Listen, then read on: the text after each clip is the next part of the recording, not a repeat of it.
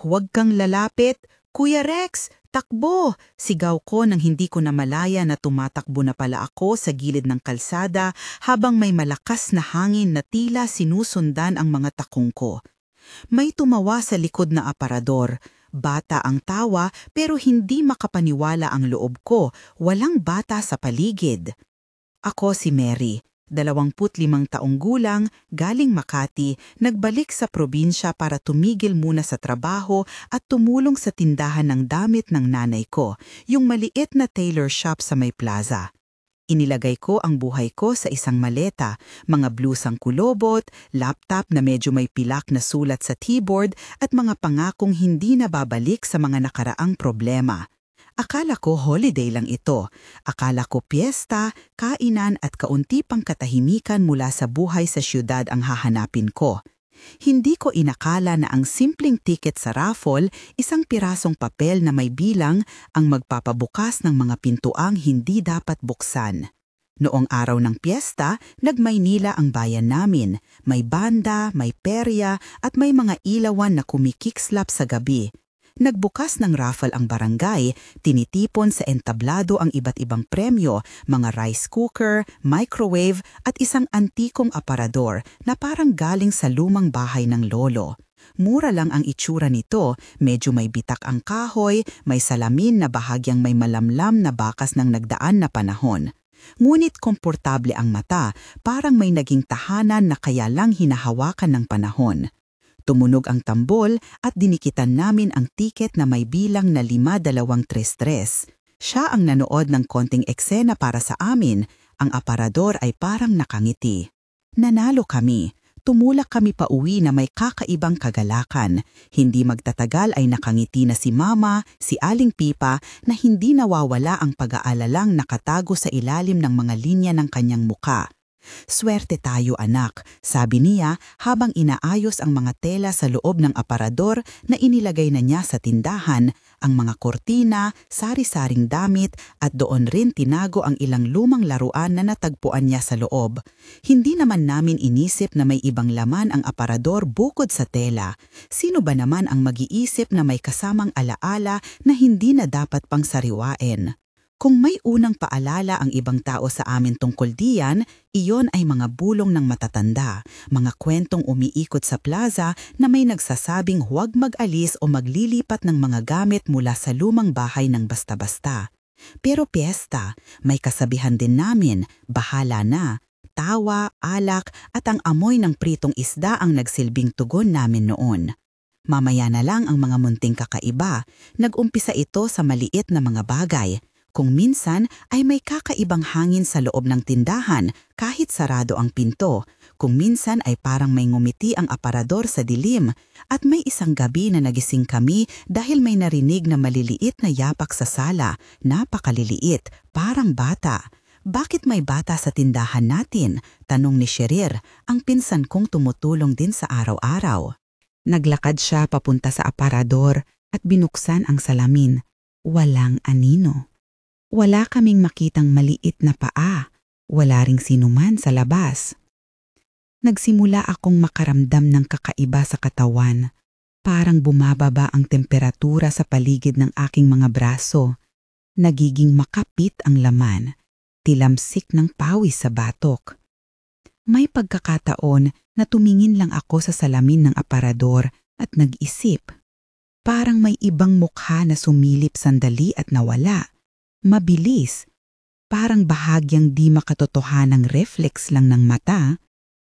Ngunit isa-isang nagsama-sama ang mga munting senyales na nagpabago sa amin mula sa konting kuryosidad tungo sa takot. "Ma, ilak mo naman ng maigi," sabi ni Uncle Nolan nang dumaan siya sa tindahan, humihinga at humawak sa pinto. Siya ang tipo ng tao na hindi basta nagsasalita. Kapag may sinabi siyang babala, seryoso ka dapat. Huwag basta-basta ibaling ang gamit na galing sa mga luma. Minsan yung mga di nakita ang naglalakad palayo na ang alaala. Ngumiti lang si Mama at may kakaiba siyang pagtilaw sa labi. Tila may pinagdaraanan. Hindi na kami tahimik. Umiikot ang usapan sa aming mga kapitbahay. May narinig kaming tawa kagabi. May nakita kaming ilaw na kumikislap sa tindahan nila Aling Pipa. Bakit daw hindi makatulog si Mary? Mukhang may dinaramdam. Natawa ako noon, nagkunwaring malakas ang hangin. Pero sa gabi, kapag tahimik, kapag naroon lang ang bintana at ang buwan, naglalaro sa isip ko ang tunog. Isang maliliit na halahak na sumisingit sa pagitan ng mga tela. Isang gabi, nagising ako nang may kalabog sa likod ng tindahan. Parang may bumagsak na kahon. Sumilip ako papunta sa aparador. Sa ilalim ng liwanag ng lampara, may isang lumang manika na nakaupo sa gilid ng sahig na hindi ko matandaan na nilagay kailanman. Maliit lang, may pagkabura ng pintura sa mukha at ang isa nitong mata ay parang bahagyang mas malabo kaysa sa kabila. Sino naglagay nito? Tanong ko na may halong takot at pag-aagala. Nahihiya man, tumayo si Mama at nilapitan. Hindi ko rin alam, anak, kailan yan? Sagot niya habang pilit pinipisil ang telang hawak niya. Sinuri ko ang CCTV footage na may lumang kamera lang sa tindahan. Hindi namin inaasahan na magiging mahalaga iyon. Habang piniplay namin sa maliit na screen, tumulo ang aking puso. May lumilitaw na anino sa frame, hindi mabuo, pumapaligid sa aparador. Sa kaliwa ng screen, may mga paggalaw na parang mga daliri na dumudula sa salamin. Hindi malinaw, blurred, tila pelikula lang na may malabong mga linya. Pero malagim na sapat para hindi na kontin ang damdamin. Maliwanag ka na, Mary, sabi ni Joshua nang hawak niya ang remote at tinitingnan din. Niyakap niya ako mula sa likod, hindi lang dahil sa init ng gabi, kundi dahil sa instinct na protektahan. Si Joshua, siya ang lumaki kasama namin, kapatid ng pinsang kong si Peggy at isang bahagi ng akin na hindi ko inaamin noong una. Palagi siyang nakapanatag ang loob ko noong bata pa kami. Matangkad, malakas, hindi magulo ang kilos. Nagtratrabaho sa bukid ang pamilya Ila, tagapagmana ng maliit na lupain. Hindi siya dating romantikong tao, pero ang mga sandaling iyon, kapag nakikitang siya sa akin na may seryosong mukha, parang nabubuo ang mundo ko. Ito ang unang beses na may ganito sa atin, bulong niya. Hindi lang yang simpleng multo, may pinagsasabi ang bagay na yan. Hindi ko alam kung totoo iyon, pero nakita ko ang alinlangan sa mga mata niya. Hindi takot lang, kundi pag-alala. Noong araw na umabot sa kabilang linggo, nag-iba ang usapan sa barangay. Nakarating ang balita na may naunang nangyaring hindi mabuting bagay sa pamilya nila Joshua. Si Peggy, ang nengneng na bata na palaging may ngiti, ay nawala 1 dekada ang nakalipas. May mga nagsasabi na nakita raw sila ng iba na nag-aayos ng aparador noon at may natagpo ang maliliit na tindig sa loob ng kahon. May nagdaang pulis pero sinabing wala raw sapat na ebidensya. Isang ordinaryong kaso lang daw. Pero sa akin, sa aming tindahan, parang may bahagi ng lumang sugat na bumukas muli at hindi ko maintindihan kung bakit ako ang tahimik na nagkikimkim ng sumpa. Isang gabi, habang nag-aayos kami ng mga damit, lumapit si Joshua sa akin at sinabing, "Mary, may gustong sabihin sa iyo si Mama." Tinawag niya akong kapayapaan dahil alam niyang hindi ako makakalimot. Umupo kami sa maliit na mesa at sinabi ni Mama ng malalim ang boses, "Noon, may mga bagay na hindi natin sinunod, anak. May mga ginawa ako noon na hindi ko dapat ginawa." Humupa ang hangin sa pagitan namin, parang tumahimik ang tindahan. Hinubad ni Mama ang isang lumang panyo at inilabas ang isang maliit na kahong bakal na kulay tanso. "Ito ang mahahalagang gamit ng nanay mo noon," sabi niya at tumigil. Tila nabubuhayan ang isang lumang alaala na ayaw niyang balikan. Hindi naman ako gustong manakit, ngunit may oras na iniisip natin ang paraan para protektahan ang pamilya at minsan nagkakamali kami. Hindi niya sinabi ang buong kwento, hindi niya kailanmang tinurok ang mga salitang kulam o itim na ritual. Pero sa mga mata niya, alam ko na may nakatagong hiwaga sa pagitan ng paghahanap ng proteksyon at paglapit sa madilim na paraan. Nilabas ni Joshua ang isang lumang larawan ng hindi sinasadya. Isang litrato ni Peggy na nakangiti, mga braso niya ay parang kumakapit sa isang malambot na manikang tela. Nakita ko ang kakaibang detalye sa mukha ni Peggy. May maliit na pilak sa isang gilid ng labi, parang marka na hindi nabura ng panahon. Hindi ko alam kung bakit ang tingin namin doon ay parang nagsasabi ng isang lihim. May mga nagsasalita na naihahayag na, sabi ni Uncle Nolan isang hapon habang nagkakape kami sa likod ng tindahan. Minsan ang mga antikong gamit ay dumadala ng hindi lang alaala, dala rin nila ang mga nangyari, mga hindi nabigyang hustisya, mga nakalimutang kwento. Kung may nawala, posibleng lumabas sila sa anyo ng ibang bagay. Hindi niya sinabi na dapat kaming matakot, sinabi niya na dapat lang kaming mag-iingat. Lumipas ang mga araw at naging malayo ang aming pag-iisip tungkol sa normal na buhay. Hindi kami makatulog ng sanay. Nanonood ako ng mga lampara sa kisame na parang iilang mata na nagmamasid. Nagiinit ang dibdib ko kapag may maliliit na tunog, isang baso na tila pinapadyak, isang kurtina na biglang gumigiba. Sa isang tagpo, habang nagpupulot ako ng mantsang dumi sa tela, may nakita akong maliit na sapatos na hindi ko naalala na nabili. Maliit, pink, may sintas. Akala ko sa panaginip. Nang hawakan ko, medyo malamig ito sa ilalim ng aking mga daliri. Ang mga kaibigan ko sa syudad hindi nila maintindihan. Panaginip lang yan, sabi ng isang kolega, stress. Ngulit kapag nasa dilim ako at nakikinig sa dingding ng tindahan na parang may humihimig sa loob, hindi lang iyong stress. May pako ng takot na dumidikit sa aking mga buto.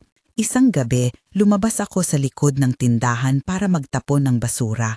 Dumanak ang ulan ng malakas at may isang alingaw-ngaw na tila nagmumula sa loob ng aparador. Maliit, parang halakhak. Napahinto ako at hinawakan ang hawak kong payong na parang sandata. Hello? Tanong ko. Wala akong inaasahan na sagutin. Isang maliit na tinig ang sumagot, tila galing sa loob ng aparador. Ma? Ma? Hindi ako makapaniwala. Napakababa ng tinig na parang tumatawa habang umiiyak. Mabilis akong napuno ng kati at lamig sa bakok. Doon ko naramdaman na may mas malalim na ugnayan ng aparador sa aming pamilya. Hindi na ito basta kasangkapan. May nagtatago dyan na may pangalan at mukha. Hindi pa namin alam kung anong pangalan iyon, pero pakiramdam ko'y naminamnam na namin unti-unti ang araw ng paghanda. Sa isang madaling araw, nagpasya kaming buksan ng ilalim ng aparador. Hindi namin sinira, dahan-dahan naming inangat ang base. May mga lumang papel at tela na natipon at sa pinakailalim ay isang kahon. Kahoy, maliit lang at medyo may amag na. Nang buksan namin ito, may nakita kaming sulat at isang maliit na larawan. Ang larawan, kitang-kita ang mukha ni Peggy, mukhang hindi higit sa 6 na taong gulang. Nakatingin siya diretso sa kamera na parang may sinasabi. Sa sulat, may pangalan, Peggy. May isang linyang nakasulat na medyo malabo dahil sa laway at luha. Huwag ninyo akong ilalayo. Hindi namin alam kung sino ang sumulat niyon. Baka siya, baka ang nagmamahal sa kanya.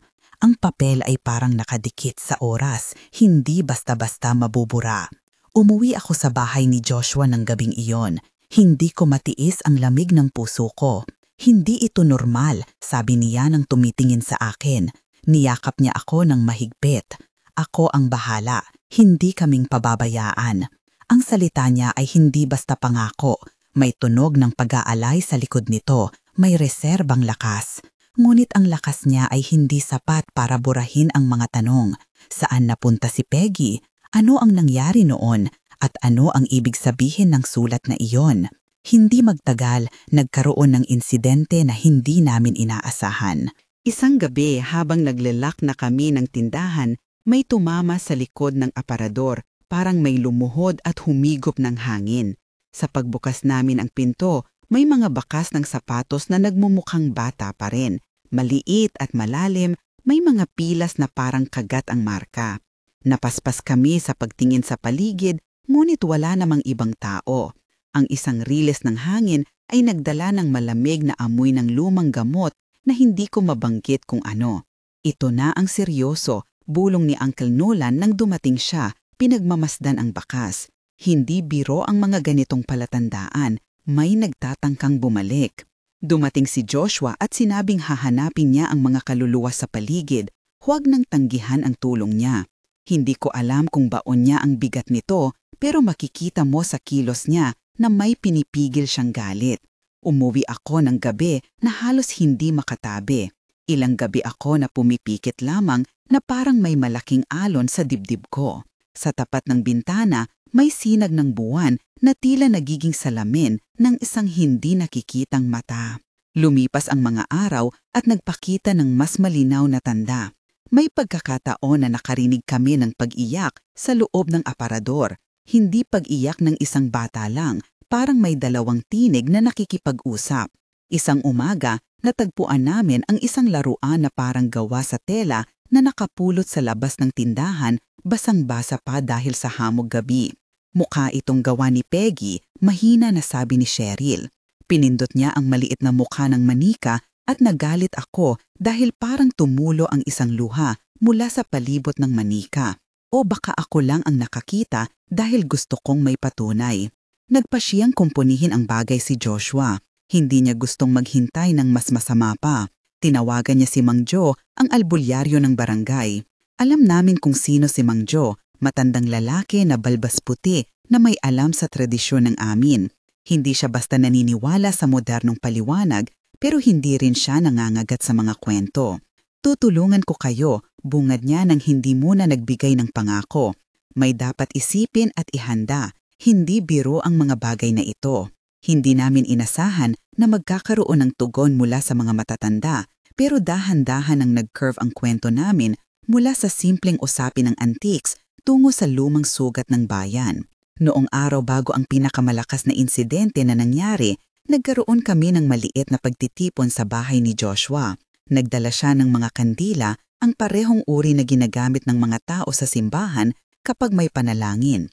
Hindi namin pinagsama ang dalawa, ngunit pareho naming inangkin ang dalang pag-asa mula rito. May napakasarap na tunog na umiikot sa hangin. Hindi lamang ang hiyaw ng mga nagtitinda sa palengke, kundi ang malamlam na pag-awit ng mga kapitbahay na unti-unti nang nagsisimba tuwing gabi.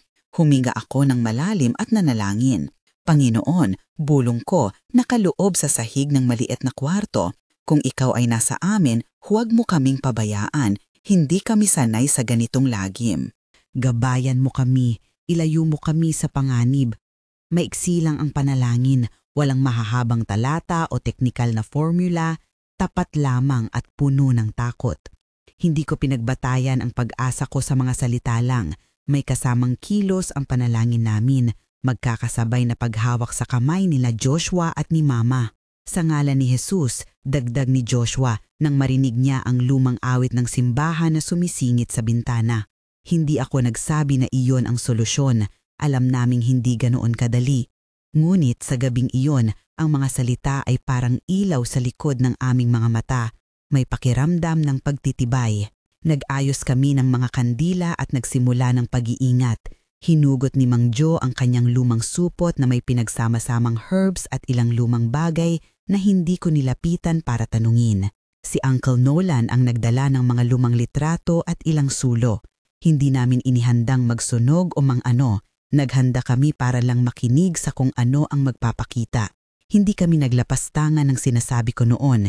Hindi kami nagpapaalbularyo ng eksaktong ritual. Hinanda lamang namin ang sarili, ang komunidad. May mga nagdala ng krus, may mga nagdala ng mismong Biblia at may ilan na nag-iingat ng lumang tradisyon. Bago pa man magdilim ng tuluyan, naglakad ako papunta sa aparador. Kinuha ko ang maliit na larawan ni Peggy at inihawak sa dibdib. Hindi ko alam kung bakit, napagtanto ko na may isang bata na hindi lang nagtatago sa likod ng salamin. May isang bata na nagtatanong, naglalakad sa pagitan ng mga pader ng alaala, naghahanap ng paraan para magsalita. Nang makalapit ako, parang may malamig na hangin na dumaan at sa dulo ng aking mga daliri ay parang may kumislap na ilaw na nagmana mula sa salamin ng aparador. Napalunok ako at bumalik sa loob kasama ang mga taong hindi ko inaasahang magiging kasama sa laban na iyon. Sina Joshua, Mama, Mang Jo at Uncle Nolan, lahat sila ay may kani-kanilang dala. Hindi ko pa alam kung sapat iyon. Ngunit habang nakitingin ako sa kambal na pagtingin ni na Joshua at Mang Jo, naramdaman ko ang isang bagay na lumalaki. Hindi lang pagnanais na matakasan ng takot, kundi isang bagong determinasyon na alamin kung sino si Peggy at bakit siya nagbabalik sa anyo ng mga maliliit na pagyurak sa gabi. At sa dilim na iyon, biglang unilaw ang ilaw. May tumunog na malakas na kalabog mula sa loob ng aparador, parang may nagbukas mula sa loob. Nagtinginan kami, huminga ng sabay, at ang kamay ko ay diring-diring na itinulak ng takot sa dibdib ko. Seryoso na ang nangyayari. Mabilis kaming naglakad papalapit sa aparador, at doon kami tumigil, hindi pa handang malaman ang buong katotohanan. Biglang nagliwanag ang tindahan at sumunod ang isang malakas na kalabog mula sa loob ng aparador. Ang mga kandila sa mesa ay kumintal. Ang hangin ay parang bumaliktad, mainit sabay lamig, at ang aking puso ay parabang susobrang bumilis ng pumutok. Nagkubli kaming lahat sa isang hintay. Sina Joshua, Mang Jo, Uncle Nolan, Mama, lahat nakapila sa harap ng aparador na parang pader ng malamig na alaala. Unti-unting humupa ang ingay at may sumunod na isang maliit at malabong pag-iyak, halos hindi marinig. Peggy, napalabas sa bibig ko nang hindi ko sinasadya. Parang nagngingingit sa hangin ang pangalan at dun agad kumulo ang lahat ng alaala. Ang maliit na litrato, ang sulat, ang sapatos na pink na nakita ko sa unang gabi. Napabuntong hininga si Mama.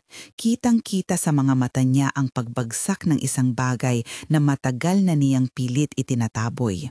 Kumilo si Mang Jo na parang may kinikilala sa loob. Hindi kami niya sinabihan kung ano ang gagawin. Hindi niya inilarawan ang mga hakbang. Umunos lang siya ng ilang salita na hindi ko maintindihan ng buo, mga lumang pangungusap na lumulutang sa hangin, hindi eksaktong ritual na naipapaliwanag, kundi mas maituturing na isang pag-awit ng pag-alaala. Pinigilan ko ang pag-isip na magtanong ng detalyado. Hindi iyon panahon para sa kurso, panahon iyon para tulungan at magtulungan. Biglang kumilos ang aparador. Unang nakita namin ang salamin na parang nagmistulang salamin ng malabong alaala. May katitin na parang umusbong at kumalat. Nagsimulang humarap sa amin ang aninong kumikilos. Hindi eksaktong anyo ng tao, kundi parang binuo ng mga piraso ng lutang na alaalang hindi napatahimik. Ang tunog, isang hangos na iyak na nagiging halahak ay pumailalim at bumayaylay sa duro ng tindahan. Naramdaman kong may humahaplo sa aking balikat na malamig at matitigas ang daliri. Ngunit kapag sinikap kong abutin ang bagay na iyon, parang nadudulas sa hangin. Ihaw! Ilabas niya siya, bulong na nagigiba na parang maraming tinig ang nagsasabi ng iisang pangalan. At doon, sa gitna ng kalat at tela, napilas ang isang maliit na kamay mula sa silid ng aparador. Hindi isang kamay na buhay sa paraan ng mga tao, kundi isang aninong kumikilos. May maliit na kuko, may kalyo ng mga alaala. Nagsitigil ang mundo ko. Peggy, muli kong tinawag at may kakaibang halahak na sumagot, may halong lungkot. Sabay-sabay tumalon sina Joshua at Uncle Nolan para pigilan ang anumang maglalabas. Ni hindi ko alam kung saan nanggaling ang lakas nila. Parang ang mga paa nila ay nagsipag-check out sa lupa at tumakbo sa harap ng aparador ng parang proteksyon ang dala nila. Hinawakan ni Joshua ang kahoy na gilid at pinilit hilahin. Sa isang iglap, umilaw ang salamin at muntik na bumagsak. May isang maya-mayang pagtingin. Isang maliit na mukha ang pumalit sa pagitan ng mga grabeng kumpol ng anino. Ang mukha, mas bata kesa sa alaala ko ni Peggy, ay may taglay na pagkawalang tuwang na para bang hindi alam kung bakit siya gumigising. Tumingin siya sa akin ng matagal at sa kanyang mga mata ay may nanlalagik na panawagan, parang sinasabi, huwag ninyo akong iwan. Hindi ko sasabihing may sinundan kaming isang planong mabisa, ginagawa lang namin ang magagawa ng kamay ng tao, hilahin, buhatin, subukan. Ngunit may mga bagay na hindi basta natatanggal ng puwersa lang. Ang aninong sumalubong sa amin ay hindi nagbago ng anino. Sa halip, lumakas at sumigaw.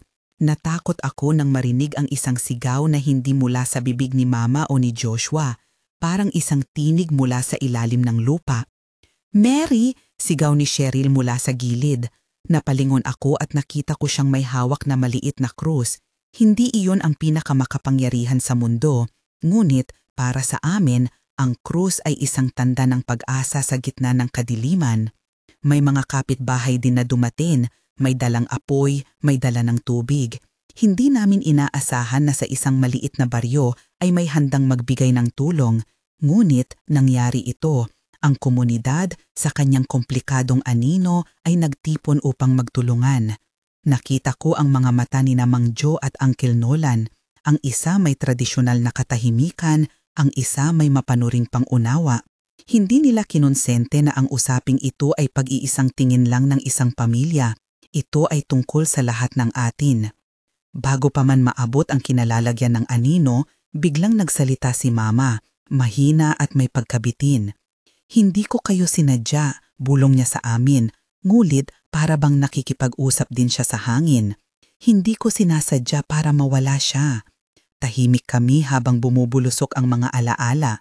Huminto si Mang Joe at tumingin kay Mama na parang natatanong nang hindi man lang nagpasaring. Dumating ang sandali ng pag-amin. Si Mama sa harap namin ay umiling at nagsimulang magsalaysay ng may pagkaatubili. Hindi siya nagbigay ng detalyadong instruksyon ng anumang ritual. Hindi rin kami humiling. Ngunit sinabi niya na nagawa niya noon ang isang bagay na dapat sana'y magbigay ng proteksyon. Isang paniniwala na siya lang ang makakaunawa. Sinubukan niya raw markahan ng isang maliit na espasyo ng bahay na parang ilalaan ito bilang panuluyan ng isang pagbabantay. Nangyari raw ang hindi inaasahan. May isang gabi na nagtatanggi ang ilaw, may tinig na hindi niya mawari, at nang sumunod siya ng galaw, si Peggy ay nawala. Hindi niya sinabing namatay, hindi namin kailangan ng ganoong detalye. Sabi niya lang na hindi na namin siya nakita at may mga palatandaan na ipinarating ng lugar na may hindi natapos na usapan. Ang pag-amin ni Mama ay parang paghukay ng isang lumang sugat. Mula sa mga labi niya lumabas ang mga salita na matagal na niyang itinago. "Akala ko proteksyon ang aking inaalay. Akala ko kung iibahin ko ang landas ng isang lumang kagamitan, mapapangalagaan ko siya. Nagkamali ako." Tumulo ang luha niya at yuko sa sahig. Hindi kami nagalit sa kanya. Nagdamdam kami, hindi sa paraan ng pagsisi, kundi sa malalim na pagkalugi ng isang ina na pinilit gumawa ng paraan sa gitna ng kawalan ng tulong. Habang gumigiling ang agos ng emosyon sa amin, isang matinding pag-igting ang dumating mula sa aparador. Mula sa loob nito, habang si Mama ay tila sinisikap huminga, may lumabas na isang maliit na anyo, kulubot, parang bata, ngulit may kakaibang presensya. Hindi ko maipaliwanag ang hugis. Hindi siya ganap na bata, hindi rin siya ganap na anino lamang.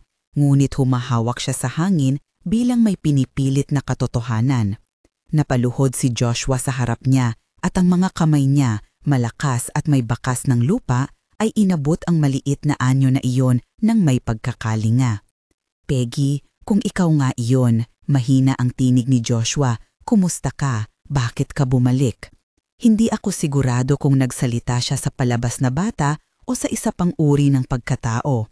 Ngulit sa kanyang pagsasalita, may isang tuldik ng pag-ibig, ng pagsubok na unawain ang hindi maunawaan. Sadyang kakaiba, ang pag-ibig na iyon ang naging sandata niya sa gabi. Biglang sumigaw ang aparador, isang sigaw na parang nagmumula sa haba ng gabi, at umalingaw-ngaw ang tunog sa buong tindahan. May sumunod na maliit na pagkislap ng liwanag na parang naglalabas ng isang malabong silueta sa kalagitnaan. Lahat kami ay tila na synchronize sa isang sulyap, gumawa ng pagkilos ang bawat isa. Si Mang Joe ay kumilos, Hindi sinasalamin ng anumang galaw na nagmumungkahi ng pag-uulit ng ritual. Mas gusto kong ilarawan iyon bilang isang napakaseryosong pag-alay ng lumang salita, habang si Uncle Nolan ay naglatag ng ilang lumang larawan at sinubukang hulihin ang atensyon ng pagkakakilanlan. Ang komunidad ay nagdadarasal, ang mga daliri ay magkakapit at sa gitna nito, lumambot ang aninong bumabalot sa aparador. Hindi ko alam kung alin sa aming ginawa ang nagdulot ng pagbabago, ang tradisyonal na awit ni Mang Joe, ang mga tinig ng kapitbahay na nagmumuni ng panalangin o ang tibay at pag-ibig ni Joshua o lahat ng sabay-sabay. Ngunit dahan-dahan, ang aninong nagmumulto ay nagbago ng pigment. Ang halahak ay nagiging malungkot na huni, ang pagkilos ay nagiging paghahanap at ang presensya ay nagiging maliit at tao. Nakita namin ang muka ng isang bata, Peggy's face, at para lang sa isang sandali ay naglabas siya ng isang tahimik na ngiti. Ang mukha niya ay hindi kumikilos ng malupit, sa halip may kalungkutan at pagnanais na muling masiyahan. Hindi siya pala ang nagpapahirap, sabi ni Mama, nang parang hindi na kaya ang paningin sa luha. Nasa kanya ang pag-iyak. Muling naalala ko ang sulat, huwag ninyo akong ilalayo. May pagkabulol sa salaysay niya. Baka inaalay ko ang proteksyon, pero hindi ko naintindihan na siya rin ang nagdudurosa. Tumigil ang aninong kumikilos ng dahan-dahan. Para bang may natanaw na piraso ng hindi pagkakaintindihan sa hangin. Ngunit bago pa man tuluyang humupa ang sitwasyon, may sumunod na isang pangyayaring hindi inaasahan. Mula sa gilid ng tindahan ay may tumakbo na isang tao, si Mang Rex, niya dati naming kilala, matagal nang nawala sa baryo at pinaniniwala ang biktima rin noon ng mga kakaibang pangyayari. Dumating siya na may kanang mukha nagluluha at daladala ang isang lumang kahon. Hindi siya mawawala kung hindi natin ibibigay ang isang lugar na papailing niyang sabi. Ang kanyang pagdating at pananalita ay bisang pahinuhang pahiwatig. Hindi lahat ng kwento ay linyal. May mga kabuuang nilikom ng mga taong nagdaan. Hindi ko matukoy kung saan nagmula ang ideya, ngunit ang hangin ay nagdala ng isang panukala na tila nag-uugnay sa kasaysayan ng aparador at sa pagkawala ni Peggy, ang pagbibigay ng katahimikan sa bahagi ng pambansang alaala. Hindi naman ito simpleng desisyon. Marami sa amin ang natatakot sa ideya ng pagsunog o ng permanenteng pag-alis sa isang antigong gamit dahil sa mga paniniwala at panganga. Pero ang hutol ng gabi, ang pag-iyak, ang pagdaing ng komunidad, ang pag-amin ng Mama ay nagdala ng isang kakaibang kapayapaan. Sa halip na magtupi-tupi sa galit, napagpasyaan namin na gawin ang isang babay na magbibigay daan para maghilom.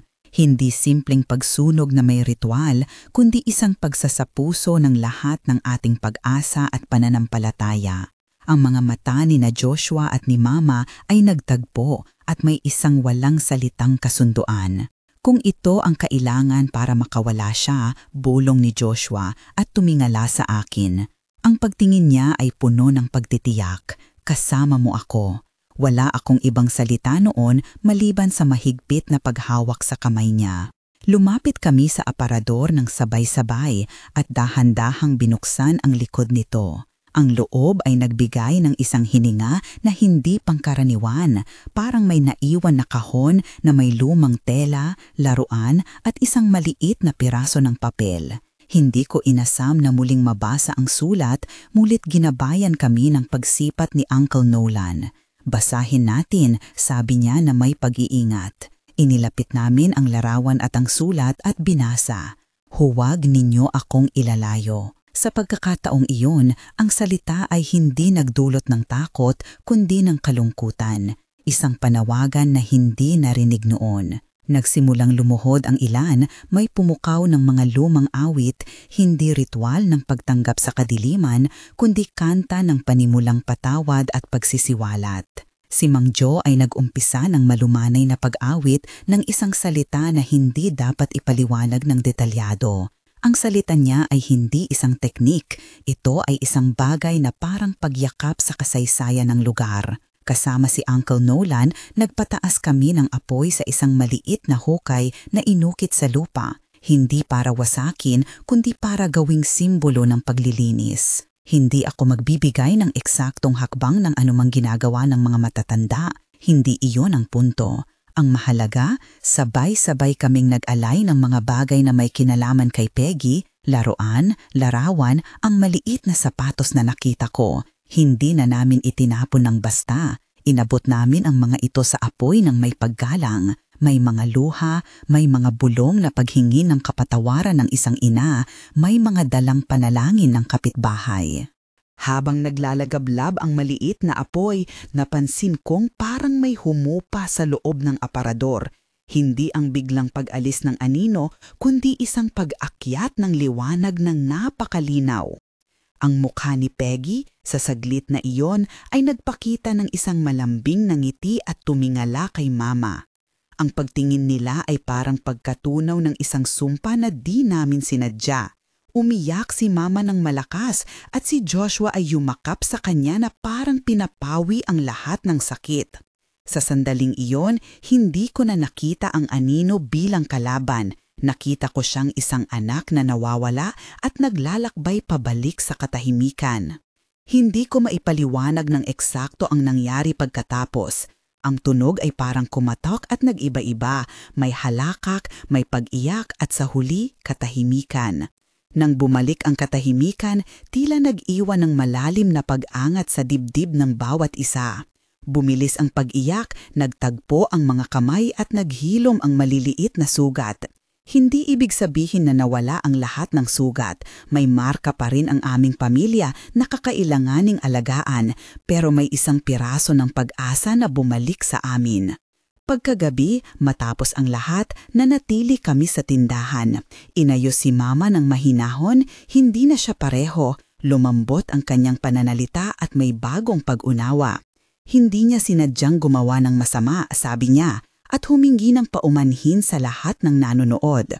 Ang pag-amin niya ay isang malaking hakbang, hindi ito basta-bastang pagwawasto, kundi isang pagbabalik loob sa kanyang pagkatao. Kung may mapapangyarihan akong ibigay, sabi niya ng may luha, ito ang pagtanggap ng pagkukulang ko. Si Joshua ay hindi lamang ang magtatanggol sa amin mula sa dilim na iyon. Siya rin ang taong tumayo sa tabi ni na Mama at aking kaagapay sa pag-ayos ng tindahan. Hindi ko matandaan kung kailan ko unang naramdaman ang pagbabago ng aking damdamin, ang takot na kusang lumiliit at unti-unting pumapalit ang isang mabigat na pasasalamat. May mga gabi pa rin nananatili sa akin ang mga maliliit na tunog at minsan ay sumasagi ang isang tuklas na pakiramdam ng pagbabantay. Ngunit hindi na kami nagising na puro takot. Nagising kami na may bagong pag-asa. Lumipas ang ilang linggo at unti-unting bumalik ang buhay. Ang fiesta ay naging isang panibagong tanda ng pagkakaisa, hindi dahil sa ingay at pagdiriwang, kundi dahil sa simpleng katotohanan na ang bayan ay nagtipon sa oras na kami nangailangan. May mga bagong kliyente sa tindahan, hindi dahil sa sining ng antigong aparador, kundi dahil sa kwento. Ang kwento ng isang pamilya na nag-amin, naghilom at nagpatuloy. Hindi namin itinago ang nangyari, hindi namin rin ito ginawang palabas, pinili namin ang katahimikan bilang pangunawa. May mga taong nagsabi na ang aming kwento ay aswang story at may ibang nagsabi na ito'y sadyang labis. Pero para sa akin, ang nangyari ay hindi tungkol sa paniniwala lamang. Ito ay tungkol sa relasyon at pananagutan. Ang antik na aparador ay naging susi upang muling buksan ang lumang sugat ng isang pamilya. Hindi namin ginamit ang altar o anumang bagay upang magyabang. Ginamit namin ang puso at ang pagkakaisa. At sa gitna ng lahat, si Peggy, kung siya man ay anak ng isang tao o isang pagkatotoo ng mga alaala, ay nakatagpo ng kanyang katahimikan. Nag-uwi ako sa Makati pagkatapos ng ilang buwan, hindi para takasan ang mga alaala, kundi para dalhin ang natutunan ko. Dala ko ang mga larawan, ang mga kwento at ang bagong pananaw na hindi natin dapat kainin ang ating kuryosidad nang hindi iniisip ang sinumang masasaktan. Tinuruan ako ng gabing iyon na maging mas maingat, hindi sa pagiging takot kundi sa pagiging responsable.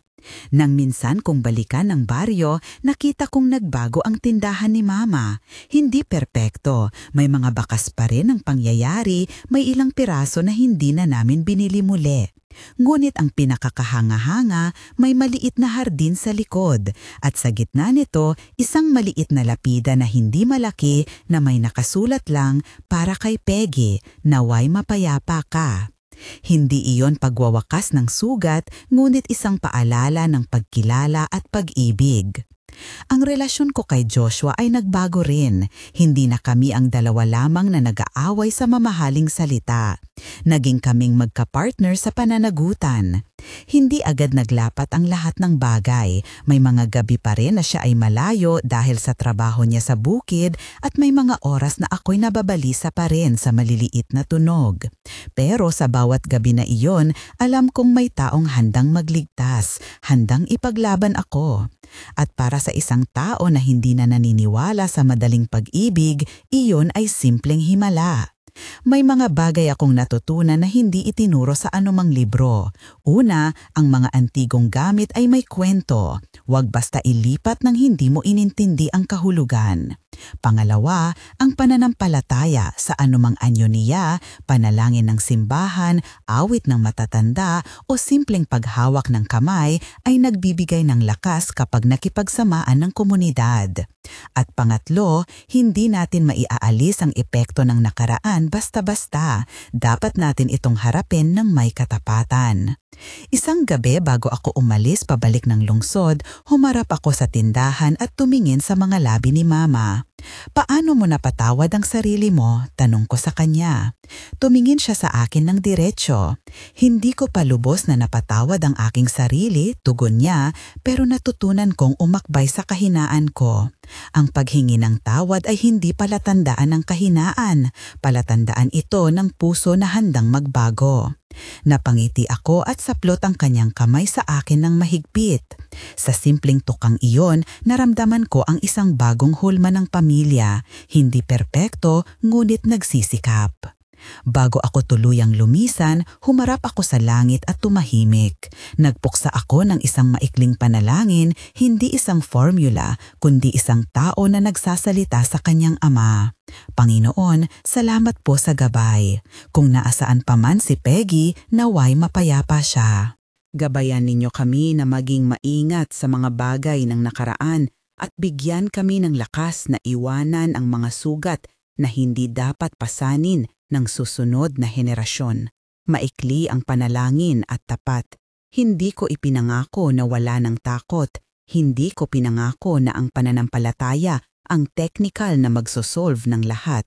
Ngunit naniniwala ako na ang paglapit sa may kapal ay nagbibigay ng lakas para tumayo at gumawa ng tama, lalo na kung kasama mo ang mga taong mahal mo. Mula noon, kapag may kaibigan na nagtatanong sa akin tungkol sa raffle at sa aparador, hindi ako naglalahad ng sensational na detalye. Sinasabi ko lamang ang totoo, nanalo kami ng aparador sa piyesta at hindi namin inasahan na iyon ang simula ng isang pagkukumahog. Sinasabi ko na ang curiosity ay maaaring magdala sa iyo sa mga lugar na hindi mo inakala at minsan kailangan nating harapin ang mga ito ng may pag-ibig at pananagutan. Kung may natutunan talaga ako, iyon ang pangunawa na ang mga bagay na iniingatan natin ay hindi palaging sagrado. May mga bagay na sagrado nga naman dahil sa mga taong minahal at hindi naiwang maayos.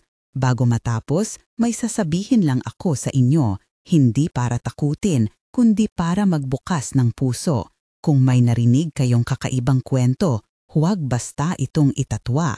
Makinig, umalalay at kung kinakailangan, magkaisa. Ang baryo namin ay hindi perpekto. Marami pa rin kaming dapat ayusin. Ngunit sa isang gabi ng piyesta, sa isang simpleng raffle, natutunan namin na ang unang hakbang sa pag-ayos ay ang pagharap. Kung may sarili kayong karanasan o kilalang kwento na tulad nito, iwanan ang inyong salaysay sa comment. Marami sa atin ang nagtataglay ng mga bagay na hindi maipaliwanag at kung minsan, ang pinakamakapangyarihan nating tugon ay ang pakikinig at pagdamay. Kung gusto ninyong marinig pa ang mga kwentong ganyan, mga totoong karanasan na may puso at pananampalataya, pindutin ang subscribe at ibahagi ang video sa iba na maaaring makapagbigay ng tulong o kailangan ng kapanatagan. Salamat sa pakikinig. Mag-ingat kayo sa mga antigong gamit, huwag lang dahil sa takot, kundi dahil sa pag-ibig sa mga taong nasa paligid ninyo.